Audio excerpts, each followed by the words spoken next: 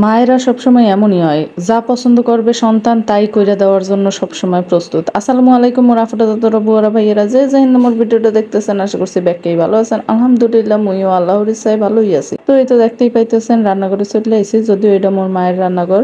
আর মুই তো যে বাপের বাড়ি আইছি হ্যাঁ তো আপনারা সবাই জানেন।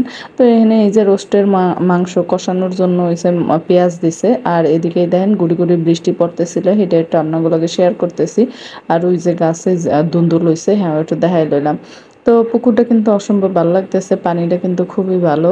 আর শীতের সময় একটু পানিটা শুকিয়ে যায় এই আর কি। তো এই জায়গায় দেখেন একদম রোস্টের মাংস সুন্দরভাবে কষানো হয়ে গেছে। আর যেহেতু মোর মাই রান্না বাড়া করতেছে, তো মুই ফাঁকে ফাঁকে আইয়া একটু ভিডিও টিডিও করি, কারণ যেদিন বাইরে না যাই সেদিন তো আর বাইরের ভিডিও দেওয়া সম্ভব হয় না। তো একটু কুকিংয়ের ভিডিও দেই আপনাগুলোকে, কেমন লাগে অবশ্যই একটু শেয়ার করবেন, অবশ্যই একটু জানাইবেন। তো এই যে এই জায়গা হয়েছে মোর মা রোস্টের মাংসগুলো চুলায় দিয়া মশলার মধ্যে দিয়ে সুন্দর করে কষায় নিতেছিল। আর এটা প্রথমেই তো বাজ্যা নিছিল।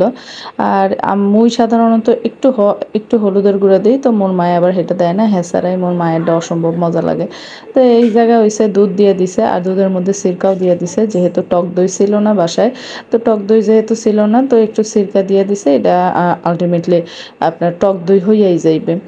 তো এটারে সুন্দর কইরা একদম লাইরা চাইরা খুব সুন্দর কইরা মশলার সঙ্গে কষায় নিছে। আর এরপরে আরও একটু কষায় টষায় নিয়ে তারপরে হচ্ছে এটা সিদ্ধ হইয়া যাবে। আর এই দুধের মধ্যেই আসলে মাংসটা সিদ্ধ হইয়া যাইবে। তো মুই আর মোর মাইয়া কিন্তু আইসি বেশ কয়েকদিন হইছে, হ্যাঁ তো আপনারা জানেনই। আর মোরা আসলে মোর মা রাতের রান্না তো খাইতে বেশি পছন্দ করি, হ্যাঁও আপনারা জানেন। তো এখানে মোর মাইয়া আসলে পোলাও, গরুর মাংস, তারপরে রোস্ট, মুরগির মাংস এগুলো খাইতে অসম্ভব পছন্দ করে, মইও কিন্তু কম না।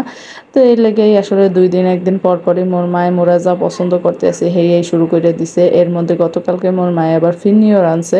তো মোরা এই পছন্দ করি, যা যা পছন্দ করি হেডি চেষ্টা করে সব সময় কইরা দেওয়ার। তো প্রত্যেকটা মাই আসলে এইরকম, তার সন্তান আসলে সন্তানের জন্য কি করতে হইবে না করতে হইবে, কি খাওয়াবে, কি পছন্দ করে, সব কিছুই আসলে রেডি কইরা দেয়, একদম মুখের সামনে হাজির করে। মায়েরা আসলে এমনই হয়, কি কনা পুরা।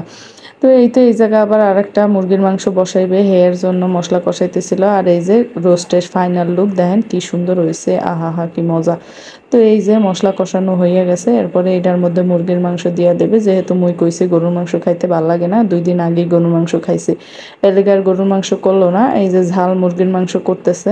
এটা খাইতে কিন্তু বেমালা মজা। আর এটা ছিল বড় একটা মুরগি, দেশি মুরগি। তো মোরা আসলেই আসলে মোর বাপ মা দেশি মুরগি, দেশি হাঁস, তারপর ছোট মাছ এগুলো সব খাওয়ানোর চেষ্টা করে, কারণ ঢাকা শহরে আসলে মোরা থাকি, কি খাই না খাই, কি কইরা খাইতে পারি না পারি। তো মোর মায় যখন যায় তখন তো আবার সেই সব জিনিস খাওয়ায়, সে নিজেও সঙ্গে কইরা নিয়ে যায় অনেক কিছু রেডি কইরা। তো গতকালকে আপনাকে একটা ভিডিওতে দেখাইছি পুঁটি মাছের ভিডিও।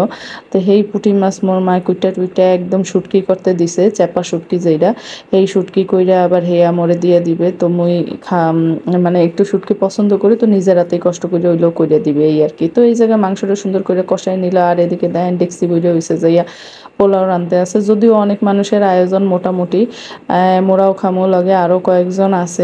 তো এই তো এই মাংস পোলাও বসায় দিল। আর এরপরে হয়েছে যে আপনার মুরগির মাংসের মধ্যে আলু টালু দিয়ে দিল। তো এই তো রান্না বান্না হইয়া গেল। এরপরে হয়েছে খাওয়ার পালা।